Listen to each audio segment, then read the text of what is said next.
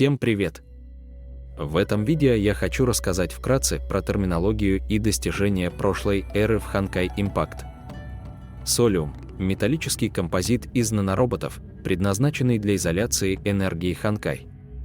Нанороботы могут автоматически устранять коррозию, вызванную Honkai.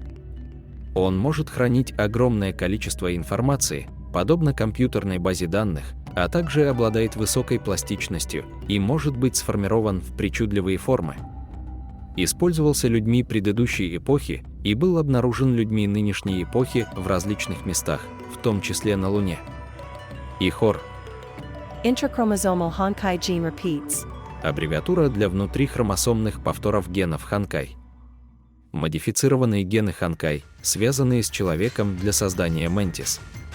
Активаторы метаморфа используются для принудительной активации ИХОР в экстремальных или боевых ситуациях. В нынешнюю эпоху антиэнтропии удалось обнаружить руины, где была найдена коробка с 3 дозами генных активаторов. Зигфрид использует их для активации своей формы сверхметаморфа во время битвы с вторым Хершером. Хирургия метаморфа – это операция, проводимая для превращения человека в Ментис.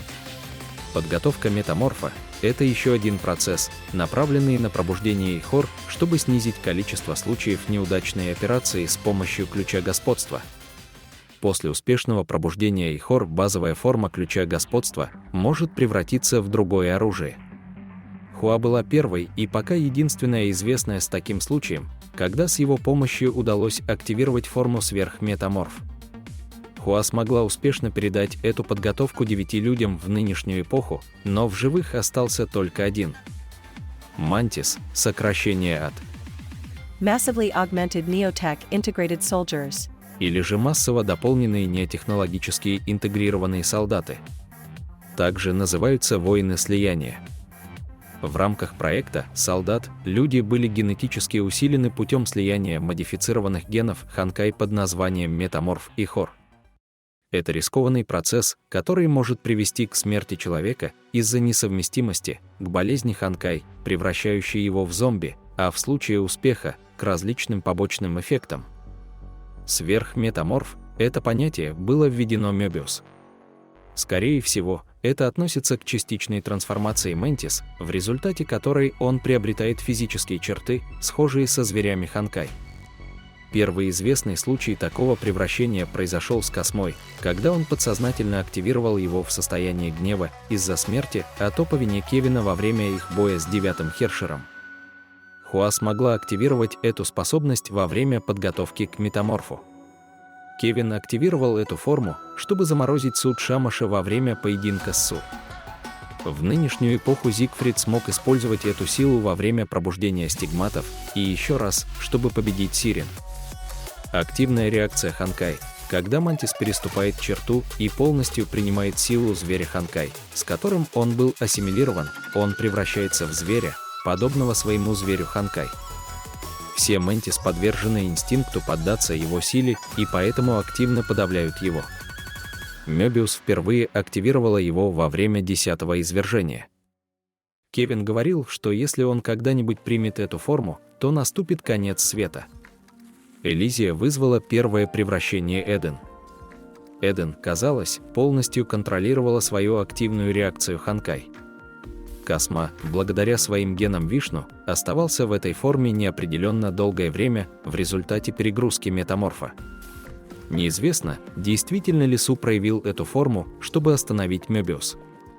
Свара – аббревиатура от Subliminal weaponization and artificing of reflex arcs. Или же подсознательное оружие и искусственное формирование рефлекторных дуг. Это известная процедура, применявшаяся к растущим подросткам в рамках проекта «Солдат» для увеличения их мышечной силы и нейронной реакции. Позднее упоминалось, что все это происходило под прикрытием дисциплины Апони. Истинная же его способность заключается в том, что он снимает регулятор, доводя преемника до предела. До Хуа она создала множество монстров. Оригинальный китайский термин можно перевести как «божественный звук». В современную эпоху свара известна как лезвие Тэсюаня. Мантра клинка – это вокализ, вызывающий слуховой гипноз, повторение которого вселяет свара в тех, кто его слышит. Свара действует как дисциплина, которая приказывает адаптироваться к ханкай и стать сильнее. В результате она приспосабливает тело к управлению ханкай вокруг пользователя, позволяя использовать превосходство Тайсюань, неудержимый клинок, созданный из энергии ханкай, атака которого способна просто разрубить все на своем пути. Хершеры также могут вызывать превосходство Тайсюань, если их обучить, поскольку у них есть связь с мнимым пространством. Цель заключалась в том, чтобы сделать обычного человека способным убивать хершеров, но такая мощь могла бы быть достигнута только в том случае, если бы пользователь уже полностью раскрыл потенциал техники, что большинству не под силу. Если использовать превосходство Тайсюань не в полную силу, то оно не будет достаточно мощным, чтобы соперничать с хершером. Стоит отметить, что техника работает через медитативное состояние сознания, требуя от пользователя отпустить эмоции. Внезапный всплеск эмоций разрушит мантру, используемую для активации свара, в результате чего пользователь навсегда потеряет способность использовать свара. Побочные эффекты включают серьезное повреждение мозга, что в сочетании со вспышкой эмоций является причиной потери мантры Ухуа. Теперь перейдем к проектам. Проект Safe. Группа проектов, созданных для следующей эпохи: Стигма, Арк, Валюка, Эмбер. Проект Стигма. Это крупномасштабный проект, начавшийся с имплантации стигматов в человеческое тело. В этих стигматах хранятся знания и технологии предыдущей эпохи, которые человек может использовать, чтобы стать сильнее. В нынешней эпохе такими примерами являются стигматы Каслана и стигматы Зеле. Первоначально предполагалось, что проект будет иметь 99% вероятность неудачи, что приведет к гибели большей части человечества, а оставшиеся люди с пробужденными стигматами смогут противостоять ханкай и бороться с ним. Позже выяснилось, что проект предполагает оставить на Земле тех, у кого пробудились стигматы, а тех, у кого их нет, превратить в стигматы и жить в бесконечном сне. Проект Арк. Аббревиатура от The Ark of Retained Knowledge. Ковчег сохраненных знаний, содержащий копию библиотеки генома человека. Утверждалось, что ковчег был запущен для поиска другой планеты, пригодной для жизни человечества, но, похоже, это объяснение осталось только на бумаге. Первоначально этот проект был поручен Косме, но затем был передан Гризе. Проект Валюка.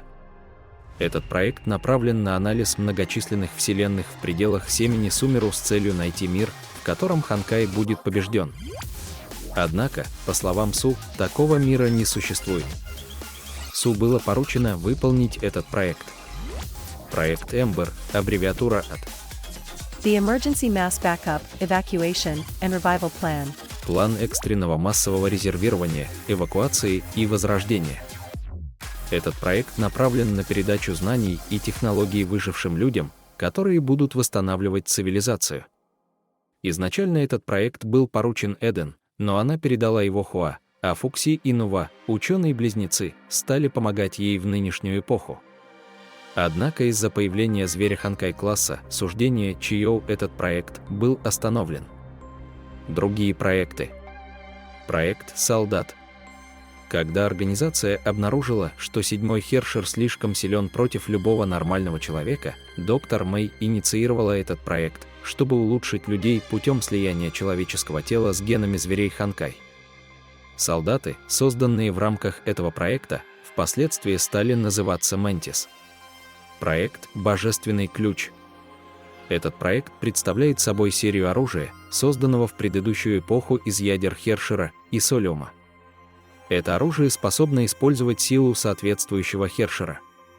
Всего существует 12 божественных ключей, которые создавались не по порядку. В основном они были созданы Вилви.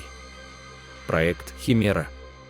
Этот проект направлен на внедрение в организм человека более одного гена зверя ханкай, что позволяет ему проявлять биологические черты нескольких доноров. Первым продуктом проекта стал Тлалок, зверь ханкай, с которым броня сражалась в море квантов. Проект Убежище. Этот проект был инициирован в качестве последнего средства в конце предыдущей эры, пока лучшие солдаты человечества сражаются с последним Хершером на Луне и выигрывают время для оставшихся на Земле людей. Цель проекта – сохранить остатки человечества в криокамерах и впоследствии пробудить их для восстановления цивилизации. Проект «Регулятор». Это проект доктора Мэй, доверенный Су после ее смерти. Он был разработан для того, чтобы остановить Кевина, если он собьется со своего пути. Неизвестно, включает ли он в себя только заточение в море квантов Кевина. Различные снаряжения. Священные реликвии. Священные реликвии – это серия оружия, работающего на энергии загадочного материала, напоминающего ядра Хершеров, но не поддающегося описанию с помощью современных технологий. Большинство этих реликвий было найдено Шексал. Известны следующие реликвии. Вторая священная реликвия – легкое оружие общего назначения в виде 2 пистолетов, найденные на озере Байкал. Третья священная реликвия – адаптивное оружие ближнего боя в виде меча, найденного на Байкале. Пятая священная реликвия – тяжелое специализированное оружие дальнего боя в виде пушки, найденной на Байкале. Седьмая священная реликвия – колющее оружие общего назначения в виде клеймор, найденного в Шварцвальде. 11-я священная реликвия – оружие общего назначения в виде креста, найденного в Хахагеле, Норвегия. Искусственный интеллект. Прометей – название серии И, созданных доктором Мэй для анализа хода войны с Ханкай. Наиболее известный, Прометей, носит имя номер 17. Архив пустоты – первый божественный ключ, обретший разум и хранящий в себе сокровища знаний, относящихся к предыдущей эпохе. Является фрагментом Прометея. Ада и предыдущей эпохи, активированной в текущей эпохе и входящей в состав лаборатории 42, помогающей группе Велта Джойса. Клинок Дюрандал – оружие, созданное на основе солиума для достижения того же разрушительного эффекта, что и божественный ключ, без использования ядра Хершера и имеющее И с самосознанием в качестве одного из своих камней. Саморегулирующаяся А1, первоначально ей было поручено охранять убежище 12, К-23, в котором хранятся некоторые модули последнего ключа мира. Позже она была найдена Терезой, Апокалипсис, и стала помощницей и Гипериона, известной как Айтян. Эльф, аббревиатура от Equipment, living form. Снаряжение, живая форма. Под руководством доктора Эйнштейн была создана серия массовых эльф, которые обрели разум и получили право и свободу. В рамках огненного мотылька известны только 3 типа эльф-элизия, эльф-кляйн и эльф-кевин. Эльф-элизия сделала по меньшей мере 13 таких эльф в подарок каждому охотнику за пламенем, хотя неизвестно, существует ли еще хоть один из них. Эльф-кляйн выступает в качестве помощницы Мёбиус и в настоящее время оказывает помощь на новой Атре. Эльф-кевин, ему было поручено охранять второй ключ, но после боя с Дюрандал у него закончилась энергия. Книга Фукси. В нынешнюю эпоху Фукси и Нува создали ее, чтобы она служила спутником Хуа, поскольку срок их жизни, как обычных людей, был невелик. Приарм. О нем известно не так много, кроме того, что это технология, созданная для улучшения существующего оружия. Существует по крайней мере 3 приарм, созданных огненным мотыльком, в том числе 19-я литургия, оружие, напоминающее 11-ю священную реликвию, найденную Шексал в Норвегии. В нынешнюю эпоху антиэнтропия работает над тем, чтобы использовать эту технологию. Царство Элизии. Система, созданная Вилви для хранения воспоминаний и наследия 13 охотников за пламенем с использованием технологии СОУ 1129. Она создает мысленные образы на основе нейронной активности и восстанавливает то, что находилось в памяти личности, чтобы построить мир. Это место спрятано глубоко внутри базы мирового змея и использовалось их агентами в качестве тренировочной базы. Вход сюда разрешен только квалифицированным специалистам с пробужденной стигмой. Райден Мэй – первый Хершер, вошедший сюда в нынешнюю эпоху. Раньше это была территория, принадлежавшая Эден, под названием Золотой двор, а затем она была передана Мобиус и переименована Элизией. Всем спасибо за просмотр. Поставьте лайк этому видео и подпишитесь на канал, если еще не подписаны. Еще раз спасибо. Увидимся в других моих видео.